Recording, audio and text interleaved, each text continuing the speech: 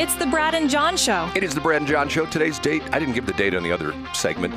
This is segment B, or block B, and the date is the 20th of February. God, how are we getting the 20s already, John? Boy, this month's just flown by. I don't know about you, but doesn't it seem like just like 2 weeks ago was the first of the year? Yeah, this month certainly has flown by. And you and I believe, have managed to avoid all these illnesses that everybody else keeps getting, knock on wood. Well, I've got my illnesses, but they're all mental, but that's a whole other problem. Okay, you ready for the top three, Brad's top three? Yeah, how does it go, Brad? It goes like this, John. It's time for Brad's top three. That's right. And we started off with... It's number 3. John, I'm not trying to say that I'm sort of a big thing. I sort of like, matter of fact, that's like the classic thing. I'm not saying I'm kind of a big thing, but let me just put you in a situation where I'm going to tell you I've been invited to an event that has Ann and Doug Albrecht, Susie and... Oh, wow. Holy cow. Susie and Bo Brower, Judy and Bob Burns, Rebecca and Jeff Cook, Ann and Bill Corrigan, Sally and Jack Danforth, Mark Hadfield, John Kemper, Ron Kitchens, Steve Meritz, Kathy and John Maupin, Anita and John O'Connell, and Laura and Paul Shaughnessy. Yes, I have been invited to an event with those people. Can you believe that? Is this some sort of... Okay, so I'm guessing it's some sort of a political fundraiser. It is the Steve Ehlmann political fundraiser, and it's being held at the Bogey Club, 9266 Clayton Road, Ladue, Missouri, 63124, John. And the email starts off, Dear Brad, please join us at the Bogey Club on Wednesday, March 4th for a reception supporting our friend, St. Charles County Executive Steve Ehlmann. Invitational details are listed below. Steve has been a steady, results-driven leader for St. Charles County, focused on keeping taxes low while ensuring county government remains fiscally responsible and efficient, and making sure Bill Eigel gets kicked out of St. Charles County soon. I added that. I'm sorry. Yeah. With a competitive primary election on the horizon, this event is an important opportunity to show our support for this continued leadership. Now, I guess, I'm thinking to myself, they sent this to me. They should have sent this to John Combest, because if I want to be a host committee, the gold level is only $10,000. If I want to be on the silver level, it's only $5,000. And if I want to be in the bronze level, it's only $2,500. But if I just want to go by myself, it costs $1,000, John. That's a pretty fair. That's a pretty fair amount, Brad. So I have a couple comments on this. You want to hear my opinion? Yeah, go ahead. So first of all, thanks for the invitation, Brad. On March 4th, I have a field trip, I have a parent-teacher conference, and I have a sporting event in the evening. So thank you. I will not be your plus one. I know you wanted to contribute on my behalf, but I cannot be there. Secondly, that is an impressive host committee when you think of titans of St. Louis business. At the bottom of that fundraiser invitation, does it say who's responsible for this? Does it say, other than paid for by Steve Ehlmann, is there a certain fundraising group? Because that host committee is awesome. Committee to elect Steve Ehlmann, and mailed to the Committee to elect Steve Ehlmann, 1100 Town and Country Commons Drive, number 6606. I believe that might be a UPS store. Chesterfield, Missouri, 63017. Corporate. Does it say who to contact? Is there a contact name or an email address? It says, hold on a minute. His corporate, personal, and PAC checks may be written in unlimited amounts to Real Conservatives for St. Charles County PAC, and mailed to Real Conservatives for St. Charles County PAC, the same address, 1100 Town and Country Commons Drive, 6606, number 6606, and Chesterfield, Missouri, 63017.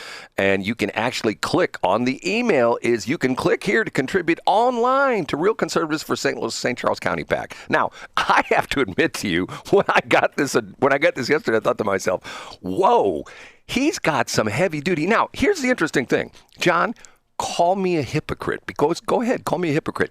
Okay, but yeah, I want you to point out, Brad, what you've criticized Jason Law for incessantly. You won't criticize him to his face or when he's a guest on the show, but when he's not in your presence, you'll criticize him for something involved in his fundraising. What is that, Brad? John, if I'm not mistaken, when I had him on the air, I asked him about the fact that how come he had so much money come from St. Louis County. Remember, I think I asked him that. Yeah, I don't remember that at all. I do. Okay. I could be very well mistaken, but go ahead and point out what you think is ironic about this invite. Well, the interesting thing about it is that these are all heavy hitters from St. Louis County, right? I mean, that's not all of them are. Where does Bob Burns live?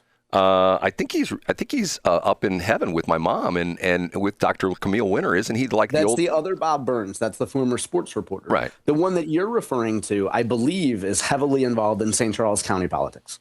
How about Susie and Bo Brower? They're St. Louis County folks, aren't they? Yeah, they sure are, Brad. Which to me, if I was an Ehlmann guy or gal, I would say, hey, Steve's outstanding career in the Missouri Senate and quarter century in St. Charles County shows that he's built relationships throughout the region. Brad, what I think we should do is I think we should follow up on Monday because this is an impressive host committee, and we should find out who's actually putting this event together for Steve Ehlmann. Well, isn't it this PAC, or do you think it's not that PAC? I mean, isn't it? I'm going somewhere with this, Brad, and you don't see where I'm going, but it's an opportunity to promote someone I really like. So just work with me here, okay? John, you're a very smart guy, and like I've said many times on the station, I am still working on triple digits for my IQ. So why don't you inform us? I believe that Steve Ehlmann has put a PAC together, but I don't know. You know, every candidate has their own candidate committee, and then they have a PAC. I would imagine if we do some digging into this over the weekend, when we come back Monday, we could say, oh, look, this campaign team is responsible for this impressive donor list. Isn't this money that's being contributed by some guy in Chicago or some guy in Oklahoma that gives $5 every month because he thinks he's donating to helping American veterans or something like that? Oh, hold on, that's Bill Eigel. I'm sorry, I got that wrong. It is, yeah, actually, and it was set up through Delmar Gardens. Right. Because people heard that Steve Ehlmann needed money, and they thought, wait a minute, he's not getting a fruit cup every day in the lunchroom? Okay, you ready for number 2? I am. Okay. It's time for Brad's number 2. And John, if I don't remember, remind me to bring up the Ricky Schroeder bread story, okay? Remind me to bring that up, okay? Oh, yeah. What a great video that Senator Schroer put together. We can talk about that later on. Yeah. Okay. The reason I bring up Ricky Schroeder, a.k.a. Nick Schroer, I always get his name. It's Schroer. I can't pronounce this. It's not. It's Schroer, Brad. Schroer. Okay. However it is. Okay. He came out right after the Kansas City Chiefs moving to Kansas and tried to propose some goofy butthead bill. And now there's another knucklehead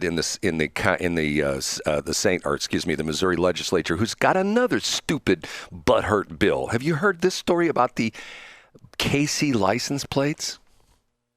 No, Brad. Is this the story that was on my website 2 days ago involving Chad Perkins from Bowling Green? Yes. Who is not a butthead, but go ahead.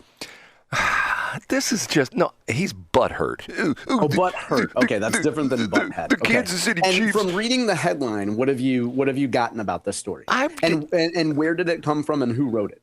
I don't know. I heard it on the radio, John. I heard it on another station. He's proposing a bill which would essentially delete the Kansas City Chiefs affinity license plates. You can buy KC Chiefs like you can do St. Louis Blues, and you can buy St. Louis Cardinals license plates, have the logo on it. You pay a little extra money and stuff or like that. He's trying to get the DOR, Missouri DOR, to delete the Kansas City Chiefs license plates. Now, come on. I mean, this is so stupid.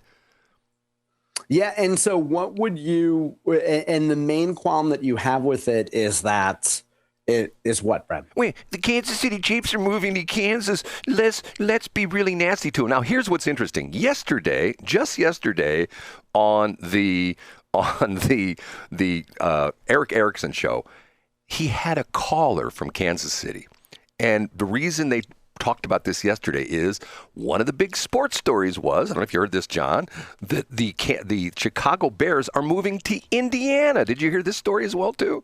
I did not hear that, Brad. Yes, they're moving to Indiana. They have a deal in place to essentially relocate to the northwest corner of Indiana, and Indiana's going. It's another Kansas state kind of deal. Indiana's going to give them $1 billion in tax money to build a new facility, and the Bears are going to put in $2 billion. So this was a topic yesterday, and a guy called in from Kansas City, and Eric Erickson asked him, "Hey, what's going on?" And the guy did a perfect analogy of how stupid this was. He talked about what I've talked about before. Well, Missouri and Kansas have been sniping back and forth at each other. Kansas tries to get Missouri businesses to come into Kansas, and Missouri tries to get businesses come into Kansas. Blah blah blah blah blah blah blah. It's just stupid stuff, okay? And the point of the matter is, if you're going to be butthurt about this, the Kansas City Chiefs are moving into Kansas, we're going to get rid of the license plates. And what is Nick Schroer? Nick Schroer had some deal about they had to pay for the demolition of the stadium, and they had to do this, and they had to pay for Andy Reid's beard treatment or something. I don't know, all sorts of weird stuff. It's just like, okay, look, you guys blew it, okay? Face it, you blew it. You didn't put a good enough deal together. And the interesting part of this is Mike Keogh, nothing against Mike Keogh, who is the ultimate sales guy. If he can't close the deal, who can? Kansas can, because they got money. And the reason is that Kansas, if you've ever driven across Kansas, once you get west of like Topeka, there ain't nothing in Kansas. There's nothing there. Maybe when you get way out there, maybe there was Hayes, Kansas. There's nothing there. So they got to pound their chest and say, we want the Kansas City Chiefs because there's nothing else in Kansas except for the Chiefs. See what I'm saying? There you go, Brad. And let me point out that I have the story up, of course. By the way, folks that actually go to johncombest.com would have seen this on Wednesday. Chad Perkins' quote is, "If you're going to leave and go to Kansas, then why are we giving out license plates for a business that's based in Kansas?" I think that's an incredibly fair point from Chad Perkins. It's stupid, John. It's stupid. Because the majority of the people going to the football games are still going to be from Missouri. And the business is based in Kansas, right? John, let's see the point. I mean, you didn't invest the time to read the story, so you didn't hear Chad's point. No, but I know the whole point. The point is that the situation, like, think about this for a minute, okay? The New York Jets and the New York Giants, the football teams, okay? They both play in New Jersey. They play in New Jersey, okay? And what's wrong with that? Well, I don't say there's anything wrong with that. I'm just saying to the point where how come somebody doesn't say, well, Kathy Hochul doesn't say, what we're going to do when there's Sunday game and there's a home game for the Jets or the Giants, we're going to block all the bridges out of New York City. We're not going to let anybody cross the Hudson because of the fact that we don't want that money going to New Jersey. We want it to stay right here. They are forcing New York to pay for the excavation of Jimmy Hoffa's body in the end zone at the Meadow. By the way, can I tell you an interesting story that I heard and I didn't believe it and I looked it up? Does it have to do with Nick Schroer and a bread loaf from Aldi? No. Quick story. Okay. The quarterback for the Seattle Seahawks, Darnold, okay? Is his name Sam Darnold, I think is his name? Yeah, Sam Darnold, yep. Did you hear the story about how he didn't make any money for the Super Bowl appearance, that he lost money in taxes to California? You've heard this story? No, I have not. Yes. Oh, no. After they get paid X amount to be in the Super Bowl because of the fact it's not part of their union contract. They get paid for X amount of games and stuff like that. And apparently the league has it. There's like a clause in the league contract where when you play in the various playoff games, you get a set amount. I think everybody gets the same amount. Okay. California has this very super duper tax law in California that punishes out-of-state athletes. And what they do is they don't calculate the fact that Sam Darnold got paid X amount to play in the Super Bowl. They take his entire contract amount and say, okay, he played in, and here's the other interesting thing. Normally it would only be for one day, but because the Super Bowl thing is a week-long deal where they have to be in California for interviews and stuff like that and practices and stuff like that, they essentially calculated what 7 days of his pay would be as far as, extrapolated to his year-long contract. And not only did he not make any money, after the dust settles, he had to pay California $137,000. So in other words, he had to pay the state of California $137 to win the Super Bowl. That would be kind of like if you wanted to have a show on a station that was real talking on the weekend, you would have to pay them a certain amount of money. If you wanted to be a maiden holding a shield, or you wanted to be some other sort of influencer, right?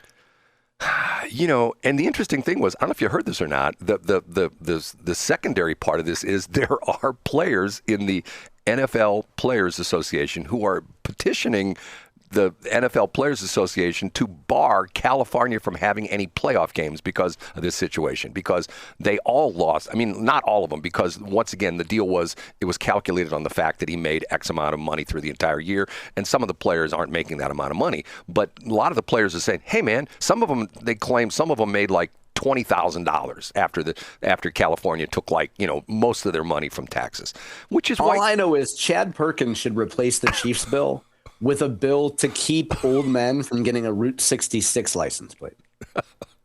I think we can all agree on that. Okay, here we go with number one. And now, big finish, Brad's number. Now, I know John is going to say, well, Brad, I had that on my johncombest.com site. Say it dumber, Brad. Give me a dumber voice. 22 weeks ago. Yeah, but what did you find out that just appeared on Boomer Facebook that was news in January? No, it's not that it just appeared. It was been on my list, but I haven't gotten to it. It was on my list. It was like number 4 or 5 for a couple of days, okay?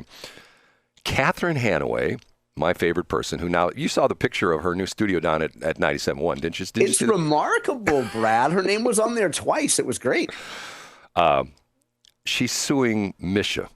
Have you heard this story? No way. And that stands for Missouri State High School Activities Association. Yeah, and a number of great stories about this were on my website last week. See, I told you you'd do that.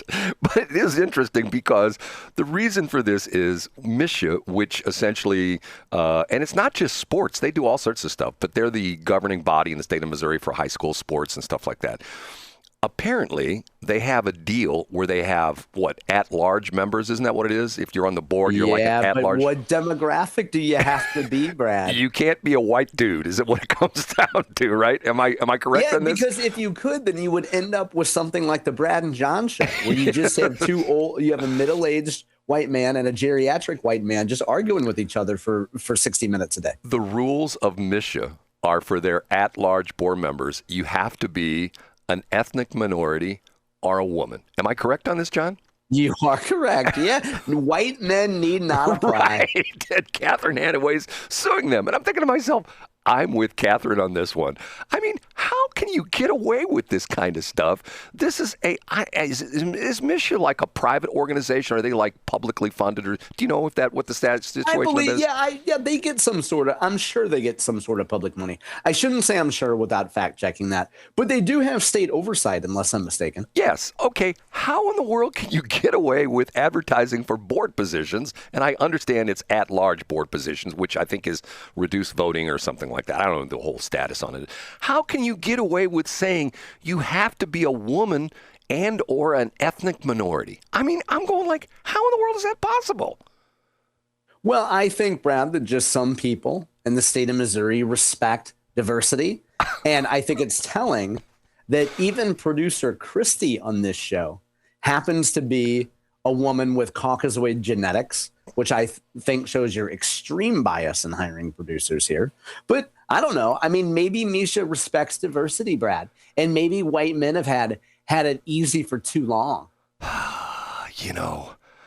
There's a guy that I saw on I think it was on one of the YouTube shorts last night I was watching, a guy who's coming out and saying, hey, you white guys out there, don't apologize for being a white heterosexual male. You should be proud of that. Don't let anybody make you a second-class citizen because you're a white dude who's straight. And I'm thinking to myself, yes, I'm with this guy. You know what I'm saying? Yeah, it's okay to be white. There was a great interview that the UFC fighter or MMA fighter, I get them confused, Sean Strickland did recently, and he's been a great right-wing guy, and he refuses to bend a knee to the left-wing crowd. But he says much the same thing. Brad, before we go to break, I have a correction to myself. Can I correct myself? Yeah, go ahead. I mean, it happens rarely, but I got to correct myself. I was suggesting earlier that someone who is a fantastic fundraiser in the state of Missouri for Republicans might have been putting together that event that you got an invite to. Yeah. And that's why I was like, Brad, I'm leading you in a direction here. Maybe we'll figure it out on Monday.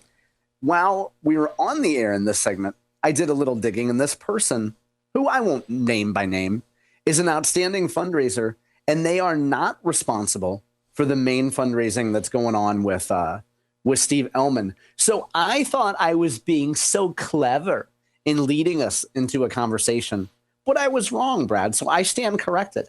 Now, I don't apologize for getting lippy and being a jerk to you, because that's my standard operating procedure. But I thought I was so smart and witty, and I knew who that fundraising invite came from, and I didn't. So I was dunderheaded this morning. And John is not going to admit that he was 99.9% sure the fundraiser was being headquartered, or hold on a minute, was being championed by Nina Needleman. That's who John said it was. That's right. I actually, if that were the case, the names would have been spelled wrong, and no one would have actually shown up at the event. You know, she's never going to talk to me again. Hold it. I know. The things I do for you, favors I do for you. I'm watching my security cameras. She just showed up. She's slashing my tires again. No, Brad, actually what she did was she went to the side of the road in Chesterfield and stole your tires. That's in C Block, okay?